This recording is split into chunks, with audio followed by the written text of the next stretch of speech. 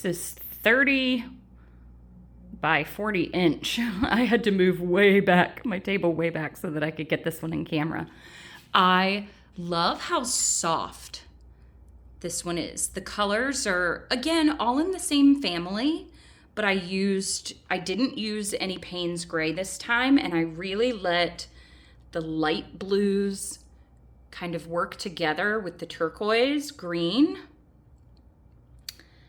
And I just have, look, that looks like a fish. And these, I see all kinds of things in these.